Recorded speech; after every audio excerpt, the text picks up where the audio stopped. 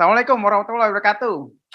Waalaikumsalam warahmatullahi wabarakatuh. Nah, ini Alhamdulillah.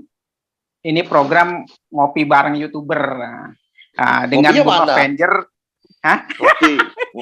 Kopinya belum buat. Wih, gile. Keren tuh pokoknya. Ada aja. Program ngopi gak ada kopinya. Kopinya udah duluan tadi. Mau dibuat Iya, ya lanjut. enak. Lanjut.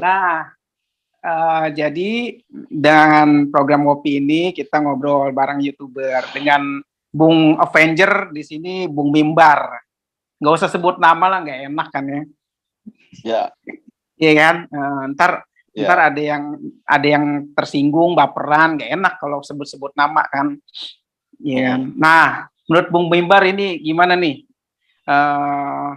situasi politik hari ini nih? Situasi sekarang ngeri-ngeri sedap. Ya, pertama. Keduanya, ya lucu aja gitu.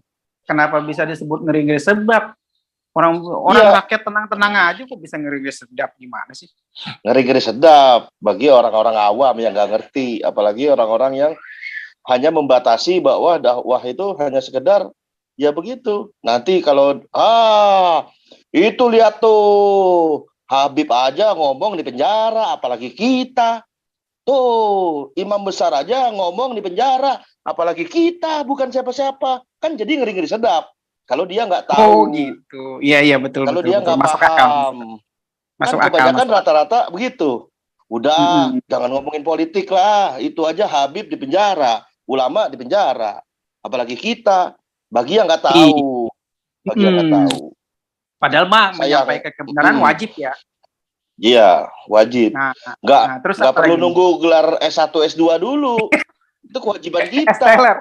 Nunggu gelar STLR aja nggak apa-apa.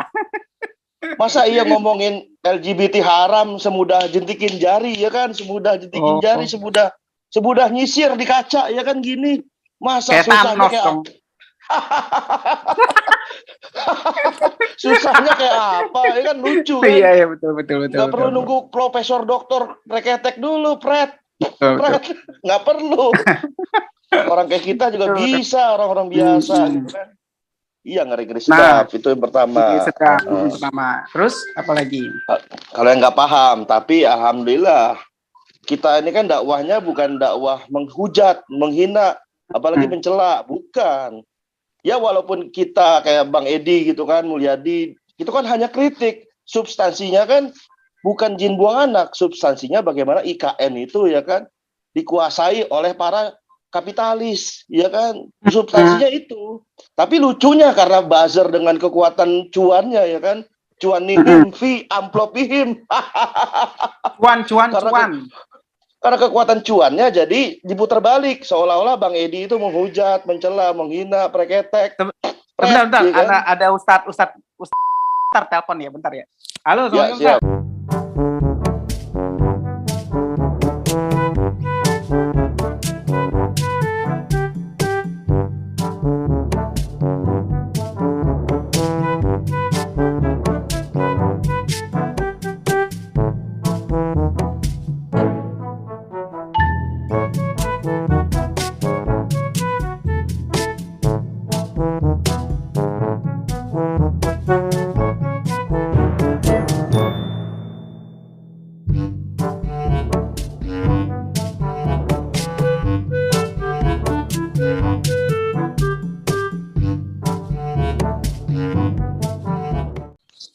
Ya, gimana? Lanjut.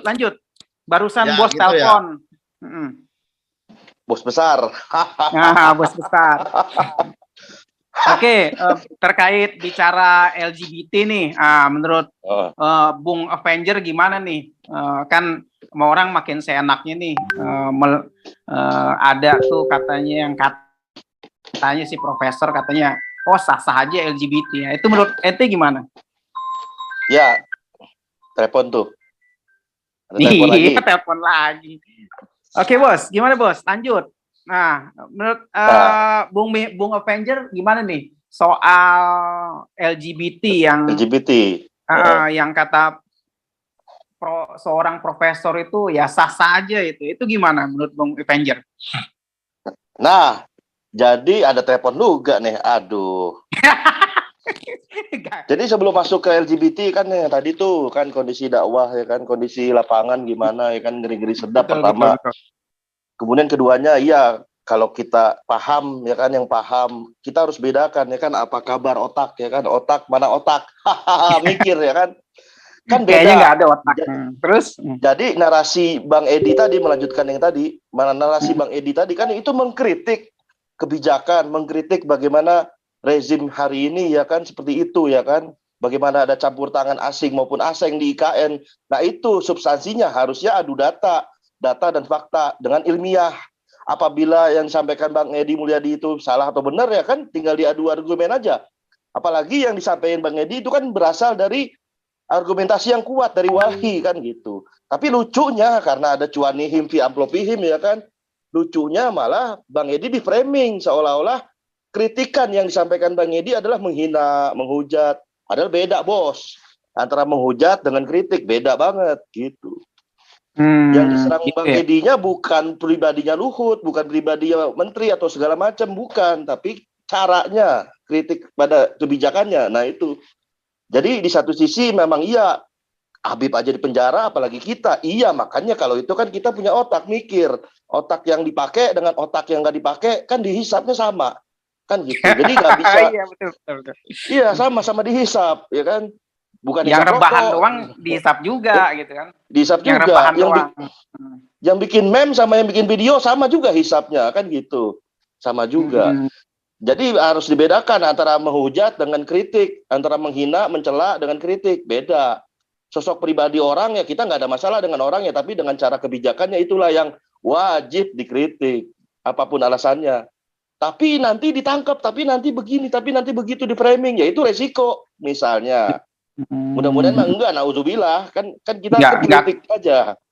Kalau gitu Nah, caranya berarti nggak ada orang bersuara dong ya. nggak ada yang suara. Nanti mirip-mirip kayak negara-negara komunis ya kan, bagaimana mereka mengatur rakyatnya dengan tangan besi kan, tangan besi. Betul, betul, betul, betul. Padahal tangannya daging doang sama tulang, tapi kenapa bisa jadi besi? Nah, Tangan ini Bang, besi. tempat kemarin tuh pas pulang kampung tuh ada saudara di kampung gitu nyeletuk, wah Bang Edi sih gara-gara asal ngomong gitu kan. Kita dengernya, saya juga dengernya emang gak enak katanya. Bahasa Sunda nate, tengenah lah. Nah itu menurut Abang gimana sih? Memang bener menghina atau apa sih? Ya kalau masalah sebentar. Kalau masalah menghina atau enggak kan tadi Al Fakir sudah sampaikan bahwa yang dilakukan Bang Edi itu kan berdasarkan adu argumen aja, argumentasi, data dan fakta ilmiah jelas. Sebagaimana yang dilakukan Babe Aldo kan gitu kan, data dan fakta ilmiah. Jadi kalau ada narasi menghina itu kan kerjaannya buzzer rupiah, apalagi yang sekarang lagi rame nih kan Johannes Kliong ya kan. Dia fitnah terang-terangan lebih parah. Abdul Somad, ya kan lebih parah itu narasinya. Bukan hanya menghina tapi menghujat, bahkan memfitnah. Aman. Johannes Kliong ya kan. Cuman kalau kasus Bang Edi itu kan framing. Ya kan sebagaimana framingnya Pak Haji Munarman ya kan, framingnya Pak Haji Munarman gitu. Kan kasus yang Pak Haji Munarman yang aslinya bukan telolis preketek, bukan. Kasusnya kan adalah menyebarkan berita, ya kan, menyembunyikan informasi kan begitu. Ponisnya. Nah, itu jadi framing aja, nggak lain dan nggak bukan framing. Jadi kasihan yang di bawah. Iya betul. Di bawah.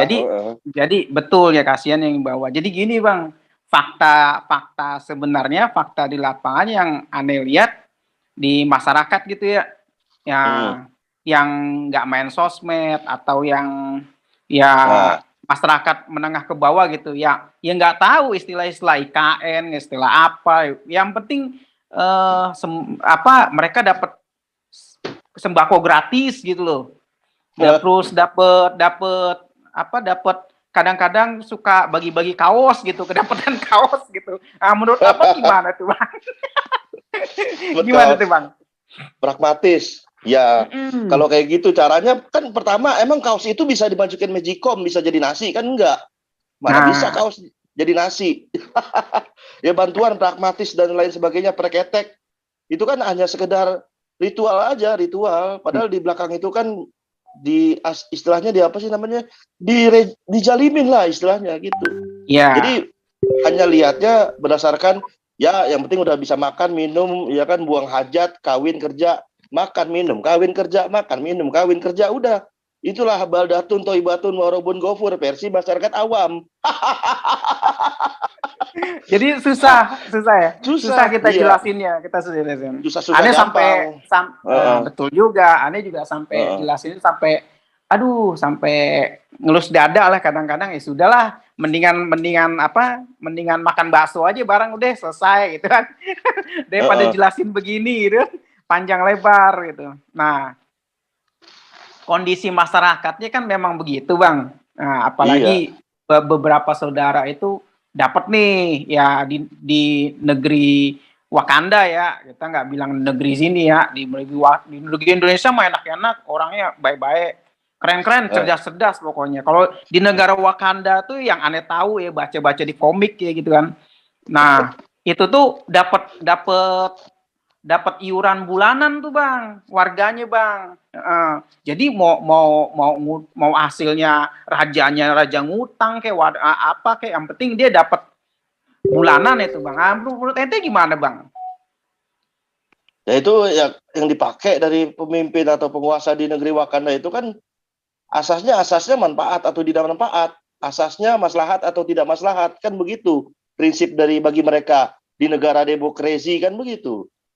Tujuannya juga bukan ridho Allah. Jadi wajar ketika mereka kepilih lagi atau misalnya mereka kepilih setelah pemilu, rakyat dilupakan. Dalam konteks lupakannya itu, mereka akan melahirkan undang-undang preketek, undang-undang yang lucu gitu kan.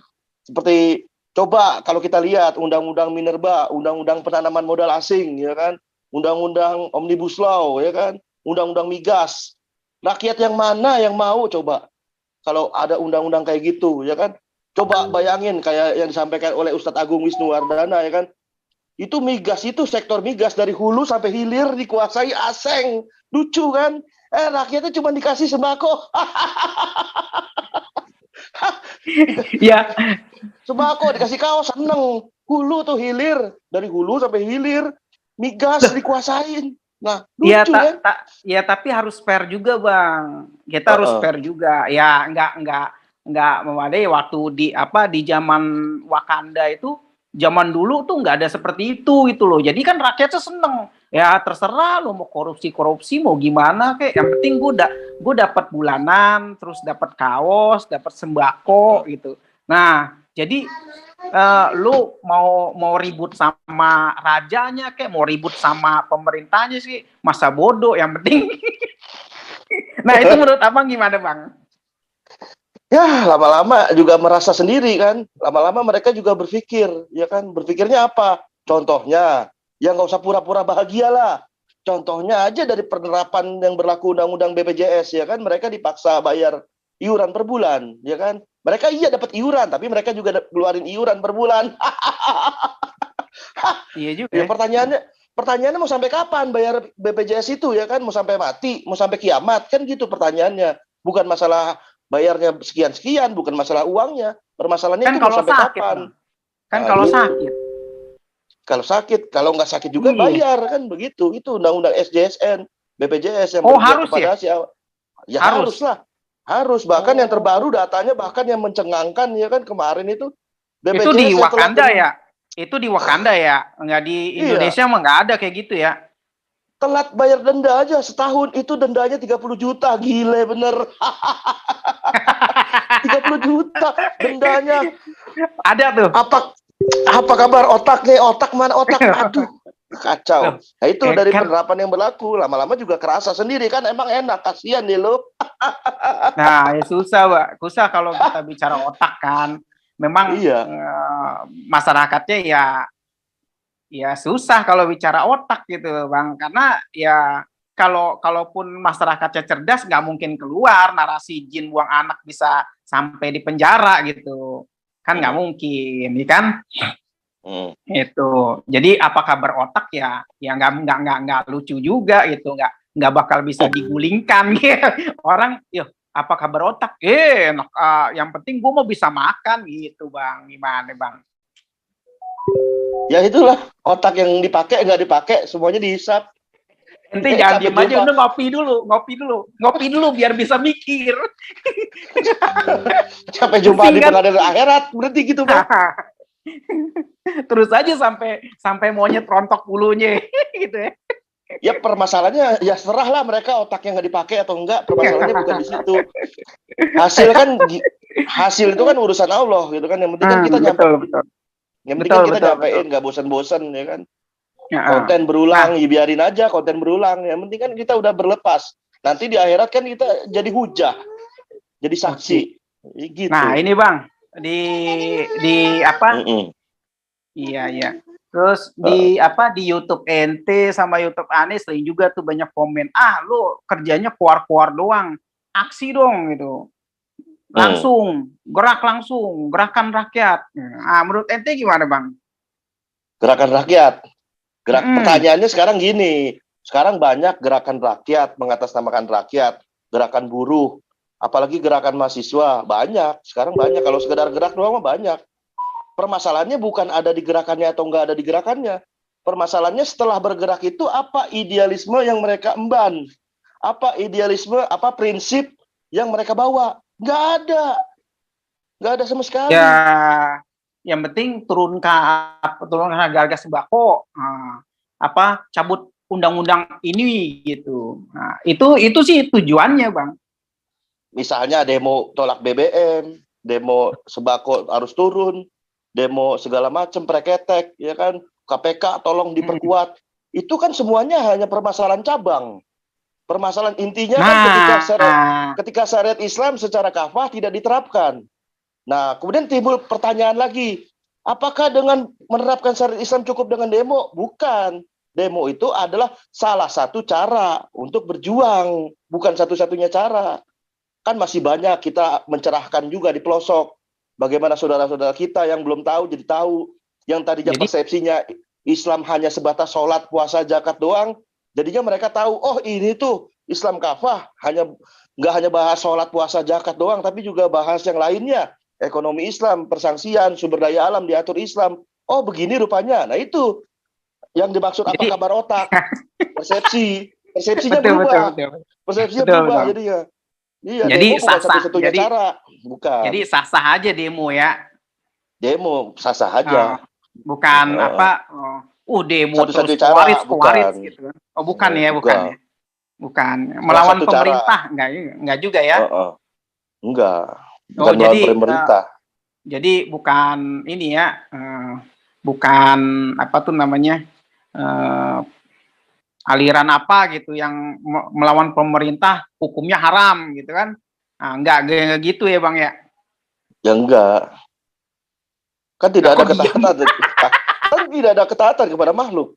Melawan pemerintah haram. Betul. Itu yang Anda tunggu. Tidak ada ketaatan terhadap makhluk. Loh, kan emang harus taat ulil amri Bang. Gimana sih Bang? Ulil amri ada ayatnya jangan dipotong makanya. Ayat selanjutnya kan ada itu, fa in tanazatum fi shay'in farudhu ila Allah wa rasul. Dan jika kalian berbeda pendapat tentang segala sesuatu, maka kembalikanlah ke Allah dan Rasulnya, kan gitu. Itulah kadang cuan-cuan. Jadi ayatnya itu dipotong ya? Ya dipotong. Seperti hadis tentang semua umat Islam pasti masuk surga, itu dipotong. Oh. Jadi yaudah. Kecuali yang nggak mau, kalau nggak salah.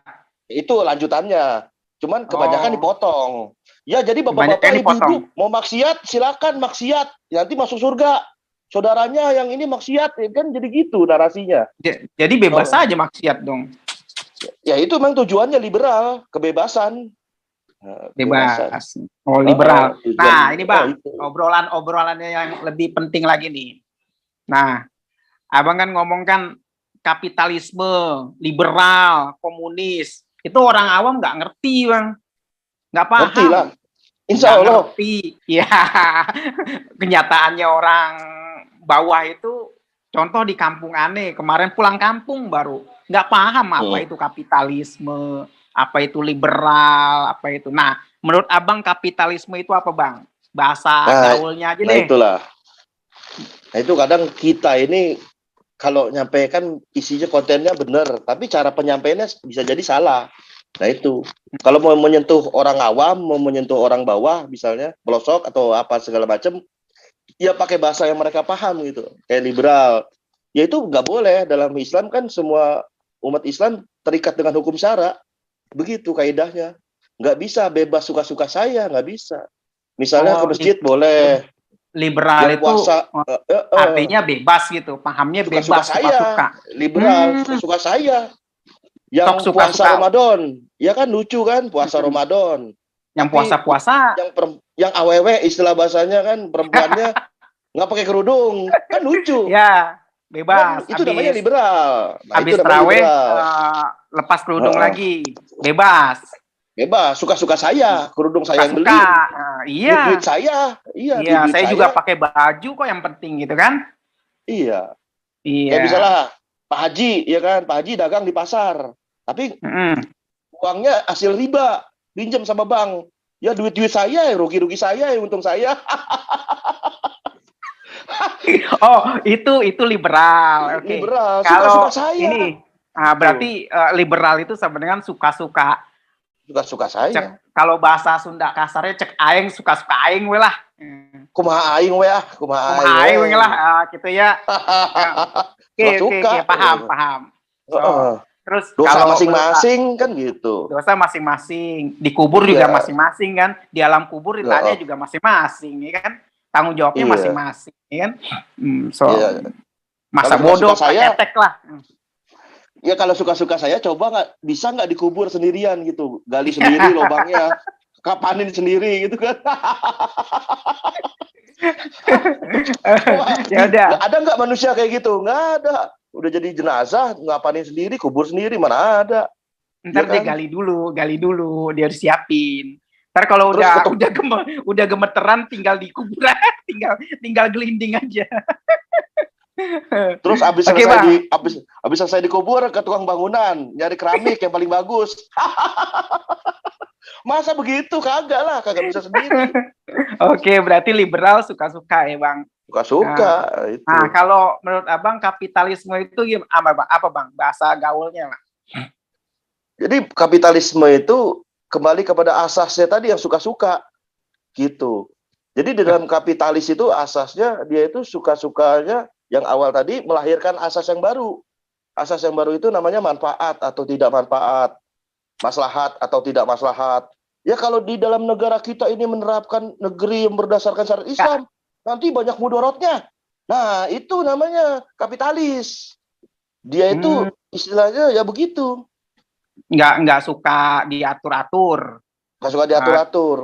Asasnya manfaat.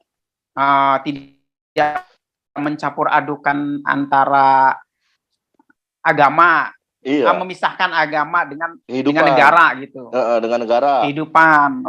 Negara gitu ya. Memisahkan Islam dengan rumah tangga, ya kan rumah tangga saya, kamu ikut campur aja kan gitu. Lucu. Iya betul. Serba asasnya ya penting manfaat buat saya, ya kan. Ya pakai, kalau nggak manfaat nggak dipakai. Kayak kasus KM50 ya kan. Bagaimana hukum kisos yang dibilang wajib itu kan, kutiba alaikum kisos, setelahnya kan di 183 ada kewajiban Ramadan, tapi nggak dipakai. Ya karena nggak ada masalahnya. Betul. Bagi negeri ini katanya kisos. Padahal notabene kayak LGBT aja contohnya. LGBT kan kemarin ada praksi dari PKS tuh. Ya kan ngomong, punya dalil, punya hujah, preketek. Tiba-tiba mic-nya dimatiin kan. Ya kita simulasi pakai otak, apa kabar otak. Seandainya itu mic nggak dimatiin, seandainya nih. Nah, dari praksi PKS itu dalil hujahnya paling kuat, Al-Qur'annya paling kuat, asbabun nuzulnya bahkan dipakai sampai tafsirnya Ibnu Katsir. Pertanyaannya, apakah seketika itu juga LGBT dilarang di negeri Wakanda Forever? Kan enggak. Permasalahannya dilarang apa enggak dilarang itu bukan berdasarkan Al-Qur'an as-Sunnah, tapi yang manfaat atau tidak manfaat gitu. Dan berdasarkan jumlah kepala. Ya demokrasi kan gitu, jumlah kepala. Ya kan? Dihitung per kepala berapa gitu. Iya, ayo fraksi mana setuju? Ya, saya nggak setuju. Akhirnya banyak yang nggak setuju kan. Jadi perubahan Islam secara kafah ya kayak gitu contohnya. mustahil lewat demokrasi, karena walaupun itu dalil paling kuat, satu partai, satu fraksi, nggak jaminan bos. Kalau nggak didukung mayoritas siapa? Rakyat, bukan. Mayoritas wakil rakyat. Tunggu. Kan nggak belum nyambung ke demokrasi. Ini mau ngomongnya kapitalisme dulu, jangan ngegas dulu, Bang. Sabar. Nih, orang kan tanya kapitalisme itu apa? Nah, kapitalisme itu kan azasnya tadi manfaat atau tidak manfaat.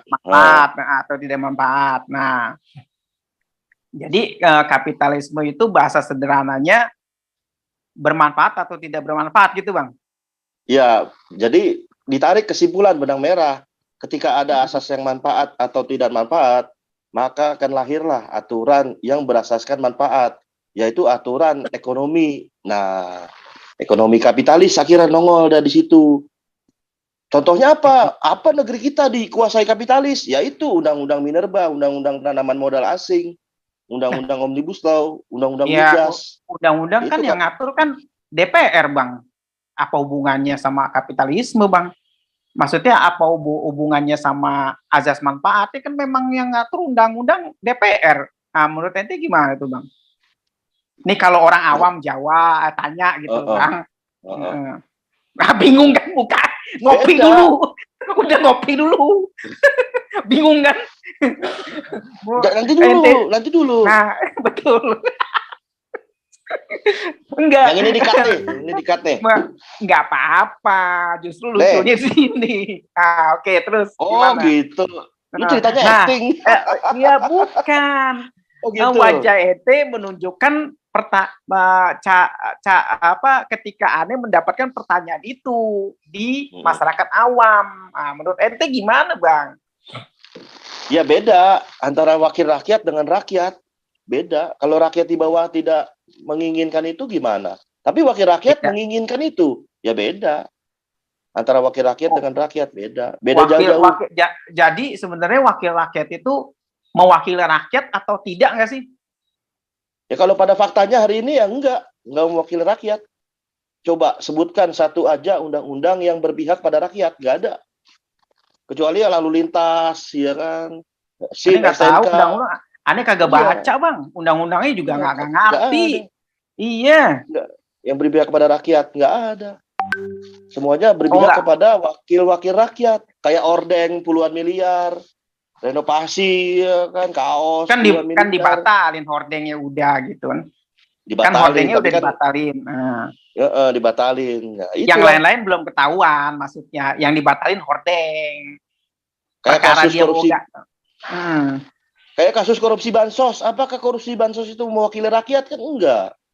Justru rakyat merasa dicengsarakan, dimencengsarakan. Kan gitu. Rakyat merasa dicengsarakan. Menyengserangkeng. Mencengsarangkeng. Apa sih? Mencengsarakan rakyat. Gitu. Sarakan rakyat. Enggak, menyengsarangkengkan rakyat. Iya gitu. Nah, gini Bang, maksudnya Bang. Apa? Undang-undang banyak, ya kan, disahkan sama anggota DPR. Walaupun udah diprotes juga berkali-kali. Nah, itu menurut Abang gimana, Bang? Ya berarti DPR pada hari ini tidak mewakili representasi dari rakyat. Ya, buktinya dibolehkan masuk. Gimana sih? Dibolehkan masuk perwakilan. Abang nggak usah harus fair juga dong ngelihatnya. Dibolehkan masuk. Beda, dibolehin masuk dengan aturan beda. Kalau aturan itu kan nggak bisa dilihat. Kalau boleh masuk ya boleh. Ya, tapi kan faktanya kan boleh masuk perwakilan. You protes demo, boleh masuk tuh gitu. Diterima dengan baik gitu kan. Nah, menurut Abang gimana? Dengan baik. Permasalahannya bukan diterima apa enggak, permasalahannya. Bisa jadi itu cuman basa-basi doang, formalitas ya kan, trek-trek. Enggak, muka ente bingung. Pertanyaannya gini. Iya, terus. Kalau ada orang disuruh masuk ya masuk aja ini kita diterima, disambut. Permasalahannya bukan di situ. Permasalahannya setelah diterima itu undang-undangnya direvisi gak? Kan enggak. Tetap aja berlaku ya kan. Iya Penguatan kan berlaku. yang penting euforianya boleh masuk gitu loh. Perkara besok mau demo lagi, masa bodoh yang belum masuk gitu loh. Diterima dengan hormat. Bayangin Bang, udah gitu kelar, pulang, besok demo lagi. Padahal udah diterima gitu. Nah, besok masuk lagi, diterima lagi. Misalnya hari ini diterima si A, si B, si C gitu kan. Nah, besok demo lagi, diterima lagi. Si D, si E, si F gitu. Terus gitu sampai nah menurut Abang gimana, Bang? Ya kalau nggak kayak gitu-gitu, kan formalitas kayak gitu nggak diikutin, ya mirip 98 aja sekalian ya. Semuanya masuk aja ke dalam. Berubah sekalian total, gitu aja kok repot. Kok ente jangan bingung Bang, santai aja Bang. Ngopi dulu.